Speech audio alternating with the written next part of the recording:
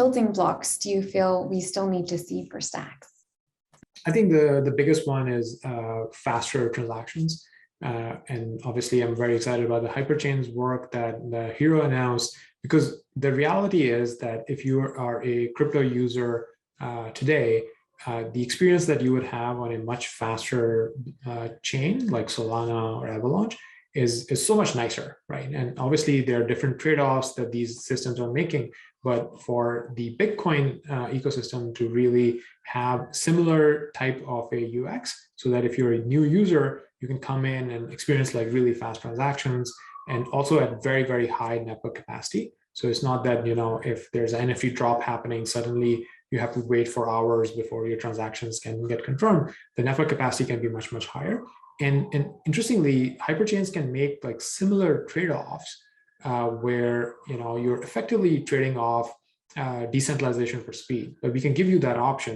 But the unique thing here would be that the hyperchains are connected to the Stacks main chain that is much more decentralized, and then all of the information is actually settling on Bitcoin. So this is a way of like scaling Bitcoin in layers and bringing the really fast transaction layer to the Bitcoin ecosystem. That's one thing I'm super excited about. And the other thing is, I think if you look at a lot of the network activity that's happening on Stacks right now, it's mostly around like, let's say, DeFi or NFTs that are still kind of like working within the Stacks ecosystem. Whereas where Stacks really shines and is unique is the Bitcoin connection, right? So when we will start seeing kind of like more Bitcoin liquidity pouring into the NFT marketplaces, or more Bitcoin liquidity pouring into DeFi products, let's say a stablecoin or something like that, I think that would be super interesting. And some of the plumbing is there already for this to happen, but I think it's a little bit clunky, doesn't have enough liquidity right now. So a lot more work is required to make the Bitcoin connection very, very seamless and very easy for users to use. And I think that would be could be a major unlock for the ecosystem as well. Great. And how do you balance your role as Stacks founder and CEO of Trust Machines? And what's your focus for the rest of 2022? Yeah, so I think on a day-to-day basis, obviously I'm working at Trust Machines, but then Trust Machine is kind of like building applications using Stacks, right? So in some ways, like there is a lot of overlap, but the mental model to have here is Stacks is decentralized and open source.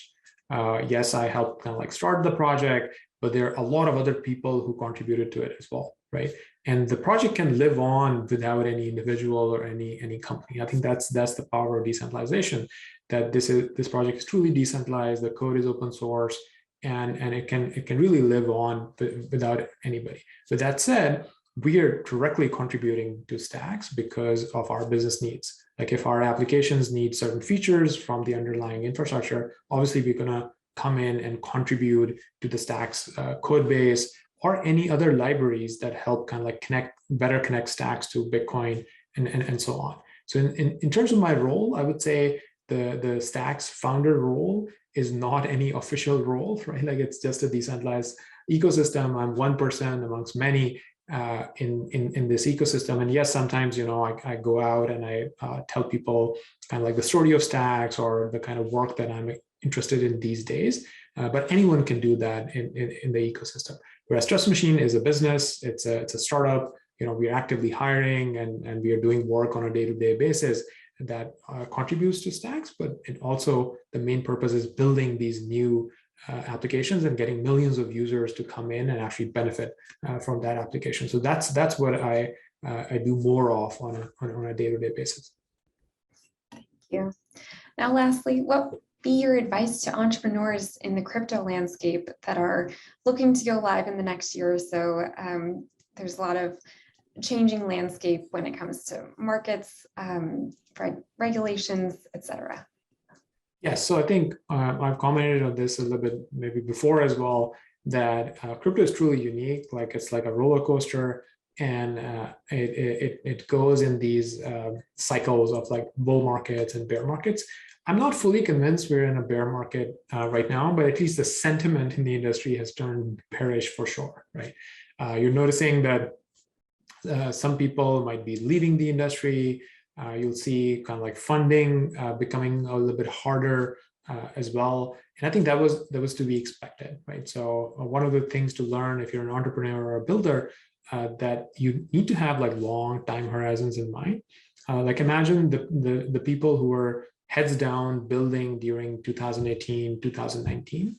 They were the ones who actually really benefited during the bull market, right? Because they were prepared and they were in it because of the mission and not because they were chasing some short-term gains. And I think, so as I said, I'm not completely sure that we are absolutely in a bear market, but at least there is enough of a sentiment out there that is worth commenting on that. So if this turns into an actual bear market, like the thing to remember would be that, hey, this is the best time to build. This is the best time to build, and some of the highest conviction people, some of the most mission-driven people will be the ones who will stand with you, who will be building with you. And a lot of other folks might actually disappear, and that's fine, right? Because in the end, you want to work with people who are really passionate about a decentralized future, and you want to be around people who are driven by more than kind of like any short-term gains. And I think that actually makes bear markets like one of the best times to build. All right, thank you. Well, that's a wrap for this episode. Thanks so much for everyone tuning in.